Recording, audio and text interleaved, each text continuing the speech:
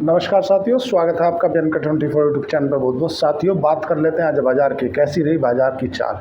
बाजार में काफ़ी उतार चढ़ाव देखने के लिए मिला। बात करें अगर आज जो उतार चढ़ाव हुआ उसके पीछे की वजह की, पहले तो आज वीकली एक्सपायरी थी, तो वीकली एक्सपायरी के चलते भी थोड़ा सा उतार चढ़ाव देखने के लिए मिला। उससे पहले कल के FII DII के आंकड़े पर नज़र डाल लेते हैं। जो विदेशी संस्थागत निवेशक हैं उन्होंने 952 करोड़ रुपये की खरीदारी की कल। अगर DII की बात करें तो 942 करोड़ रुपये के आसपास की खरीदारी उन्होंने भी की। DII मतलब घरेलू संस्थागत निवेशक पिछले जो है 23 दिनों से लगातार खरीद रहे हैं। अब बात करें तो थोड़ा सा बाजार की अगर बात करें निफ्टी की, तो निफ्टी तुम्हारा 18 अंक नीचे गिर के बंद हुआ है। मतलब कोई ज़्यादा इतना मूवमेंट नज़र नहीं आया। अगर बात करें तुम्हारा बैंक निफ्टी की, तो बैंक निफ्टी तुम्हारा 55,577 रुपये बंद हुआ है। मतलब 251 अंक नीचे गिर के बंद हुआ। अगर बात करें सेंसेक्स की, तो सेंसेक्स तुम्हारा 81,361 रुपये पर, मतलब 82 अंक नीचे रहा है। मतलब अगर ये तीनों इंडेक्स की बात करें तो इनमें कोई ज़्यादा बहुत बड़ी गिरावट देखने के लिए नहीं मिली। लेकिन जो मिड कैप निफ्टी और स्मॉल कैप निफ्टी है ना, उनमें भयंकर गिरावट देखने के लिए मिली। मतलब सीधा है कि जो इंडेक्स वाइज खरीदी करते हैं ना, FII DII, जो भी वो तो लंबे समय के लिए खरीदते हैं। लेकिन कहीं ना कहीं जो रिटेलर है या जो स्विंग ट्रेडर है या जो थोड़े पार्शल टाइम के लिए शेयर लेता है, उसके लिए पैनिक देखने के लिए मिला। आज अगर बात करें निफ्टी मिड कैप की, तो निफ्टी मिड कैप 57,159 रुपये में, मतलब लगभग 2%, 950 पॉइंट के आसपास नीचे गिर के बंद हुआ। अगर बात करें निफ्टी स्मॉल कैप की, तो निफ्टी स्मॉल कैप तुम्हारा 18,013 पर बंद हुआ है। मतलब लगभग 365 अंक गिर के बंद हुआ है। मतलब सीधा है कि जो रिटेल है, रिटेल के आसपास में पैनिक का माहौल है। बात करें क्रूड ऑयल की, तो क्रूड ऑयल तुम्हारा 78 पे आ गया। क्यों गया है? क्योंकि डोनाल्ड ट्रंप के बयानों के कारण। डोनाल्ड ट्रंप ने बयान दे दिया है कि हमने अपनी सेना को स्टैंड बाय पे रखा है, कभी भी किसी भी समय हमला कर सकते हैं।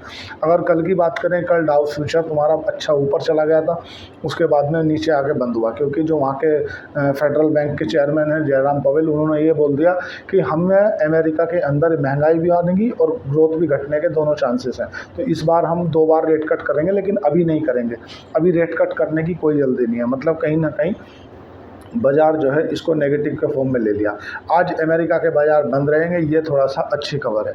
आज अगर ऑटो सेक्टर को छोड़ के बाकी सारे जितने भी इंसाइसेस हैं ना, सभी के अंदर गिरावट देखने के लिए मिली।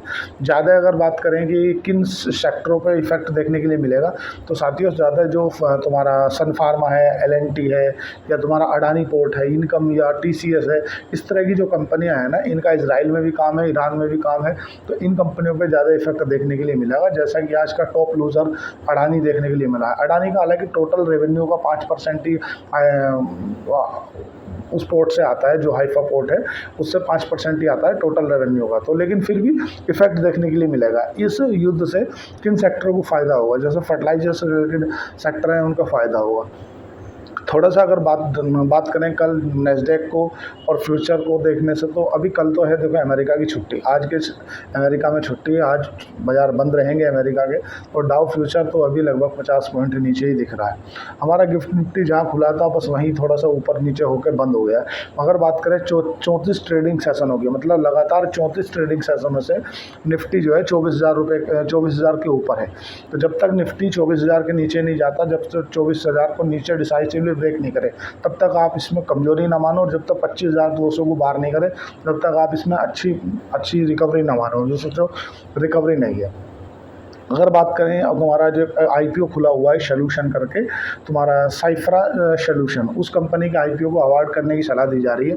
अवॉइड करने के पीछे का जो तर्क है साथियों, वो ये है कि कंपनी 4 साल से ऑपरेशन में है।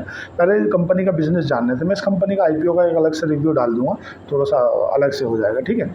तो उसे अवॉइड करने की सलाह है। बाकी जो है तुम्हारा रूस के राष्ट्रपति ने समझौता करने, मध्यस्थता करने के लिए डोनाल्ड ट्रंप से बात की है कि हम दोनों के बीच में, मतलब इजराइल और ईरान के बीच में मध्यस्थता कराने के लिए तैयार हैं, जिसको डोनाल्ड ट्रंप के द्वारा नकार दिया गया है कि पहले आप अपने यहाँ पे मध्यस्थता कर लो। मतलब तुम रूस और यूक्रेन के बीच में जो युद्ध चल रहा है पिछले 3 सालों से, पहले उसी का साथ समझौता कर लो। अब अमेरिका ने उसको नकार दिया है और दूसरी बात एक और आदेश जारी कर दिया है कि अब जो है बोलते हैं ना कि जैसे आप किसी को कस्टमर केयर को फ़ोन लगाते हो तो बोलते हैं आपने अधिकतम प्रयासों की सीमा पार कर चुके हैं, ऐसे डोनाल्ड ट्रंप ने ईरान को कहा है कि आपने अब अधिकतम सीमा पार कर चुके हैं, अगले हफ्ते कुछ ना कुछ बड़ा हो सकता है।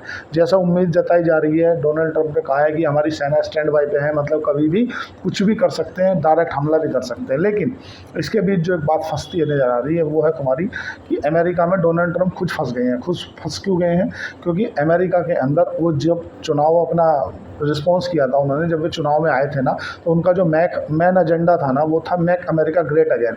मतलब वो जो बाइडन को गर्राते थे ना, बाइडन के ऊपर चिल्लाते थे ना, उसके पीछे की जो वजह थी ना साथियों, वो ये थी कि वो बोलते थे कि अमेरिका हर युद्ध में सामने क्यों आ जाता है। मतलब इजराइल के युद्ध में भी सामने आ गया, इधर रूस और यूक्रेन में भी आ गया, उधर तुम्हारा इजराइल और हमास का युद्ध है उसमें भी हम सामने आ जाते हैं, अमेरिका मतलब। और तुम्हारा जर्मनी और फ्रांस के बीच में तनाव बढ़ता है तो भी हम सामने आ जाते हैं। तो डोनाल्ड ट्रंप का कहना ऐसा था कि हम अपने से युद्ध में नहीं जाएंगे, मतलब अमेरिका डोनाल्ड ट्रंप को एक शांति दूत के नाम से जाने जाएगी। लेकिन अब अमेरिका में ही वो खुद गिरते से नज़र आ रहे हैं। डोनाल्ड ट्रंप जो बार बार ये उकसाने वाले बयान दे रहे हैं ना कि ईरान को संधि कर लेनी चाहिए, ईरान में पता है कहाँ पे खेमने ही छिपे हुए हैं। देखो क्या है, ईरान की भी बात करेंगे थोड़ा सा। ये चीज़ें क्या है, उत्सावे वाली है, ताकि ईरान जो है, जो अमेरिका के एयर बेसिस है ना, उन पर हमला कर दे। और जब वो एयर बेसिस पर हमला कर देगा तो अमेरिका फिर ये बोल पाएगा अपने लोगों से कि हम युद्ध में नहीं आए, हमारे ऊपर तो हमला किया ईरान ने, तब जाके मजबूरी में हमें सामने आना पड़ा। क्योंकि कोई ना कोई कारण तो रहे कि वो सामने आए। क्योंकि वहीं अमेरिका के अंदर जो दो धड़े हैं वो बोल रहे हैं कि जब आप बोलते थे कि हम कहीं किसी युद्ध में कोई शामिल नहीं होंगे, देश के अंदर संधि वार्ता कराएंगे, शांति कराएंगे, लेकिन अब तुम खुद ही युद्ध में जा रहे हो, तो वो अपने लोगों को ये समझाने में कामयाब हो जाएंगे कि हम युद्ध में नहीं आए, वो तो हम पे ऊपर हमला, हमारे ऊपर हमला किया ईरान ने, उसके बाद हम सामने आए।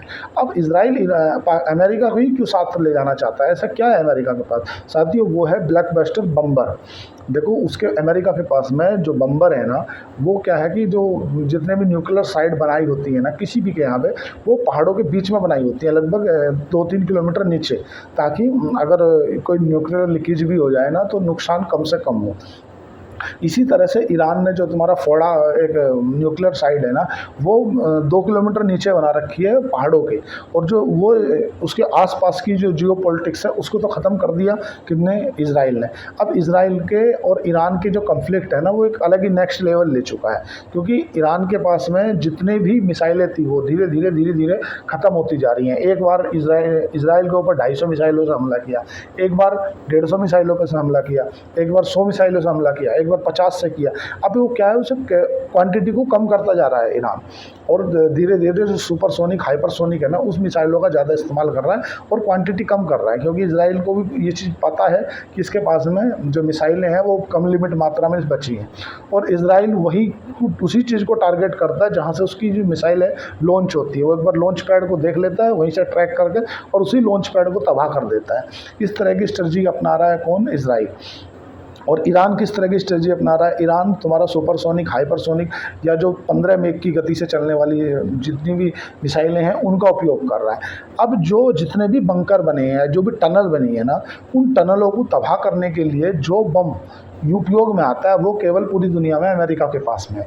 अमेरिका अगर चाहे ना, तो अगर आपने धरती के नीचे 2 किलोमीटर कुछ टनल बना लिया या कोई सुरंग बना ली, तो आप अपने किसी बंकर में बैठे रहो, दुनिया के किसी बंकर में बैठे रहो, अमेरिका के पास में जो बिग बंकर बोला जाता है उसको जी बंकर 20, उससे वहाँ जाके भी मार सकता। मतलब उसकी जो क्षमता है ना वो इतनी है, और उसकी जो किलोमीटर की क्षमता है, एक बार में वो 9000 किलोमीटर की उड़ान भर सकता है। मतलब वो अमेरिका के किसी भी कोने से जाके ईरान का कभी भी तबाह कर सकता है।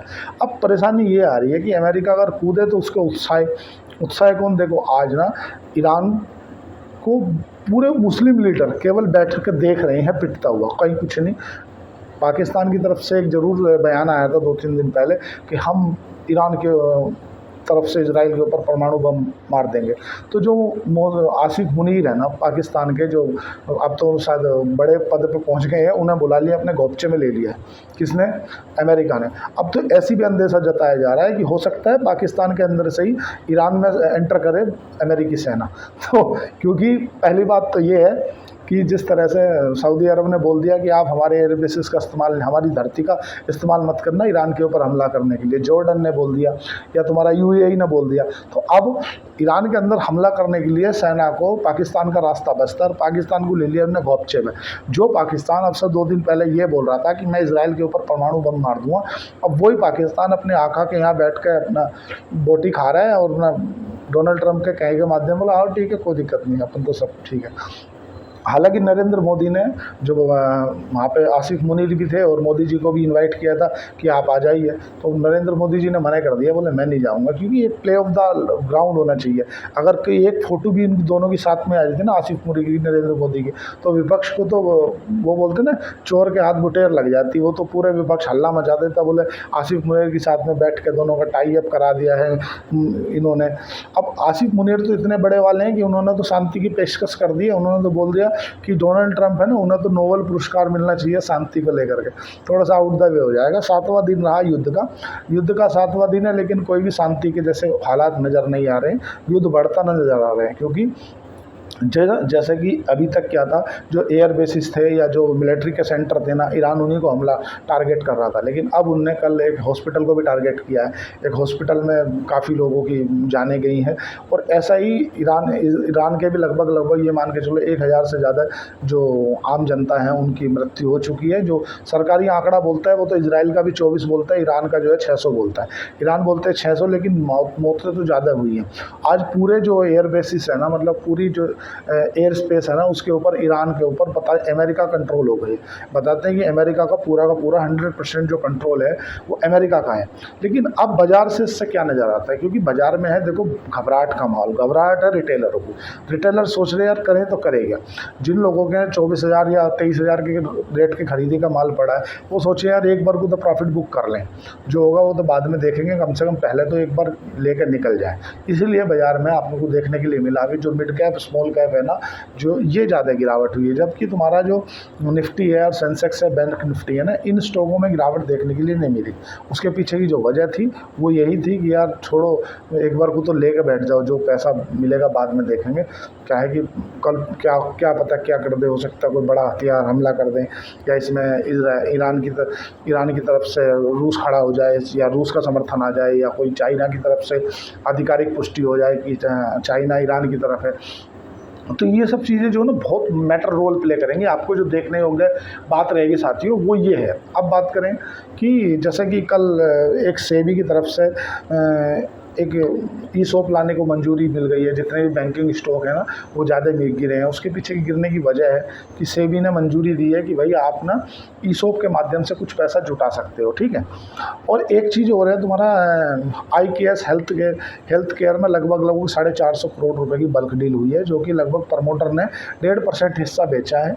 कहीं ना कहीं प्रमोटर भी अब चाह रहे हैं कि यार धीरे धीरे जितना प्रॉफिट बुक करा जाए उतना कर लिए। जस्ट साथियों 1 मिनट, जस्ट में साथियों एक अर्जेंट कॉल आ गई थी।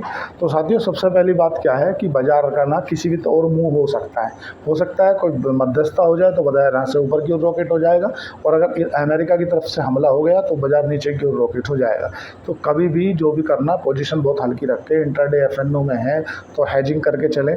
और अगर आप सपोज करो कि सलाह लेना चाह रहे हो, जैसे आपकी सबकी हमारी आदत है कि फ़ोन लगा पूछते हैं क्या लग रहा है मार्केट में कैसा होने वाला है, तो अपनी राय लगाएं, अपना रिस्क समझे क्या कर सकते हैं अपन। कि दूसरे को लगाया आपने, पता चला उसकी घरवाली का मूड अच्छा है, उसने पकोड़े समोसे बना के बोला आप आ जाओ मैं पकोड़े समोसे बनाती हूँ।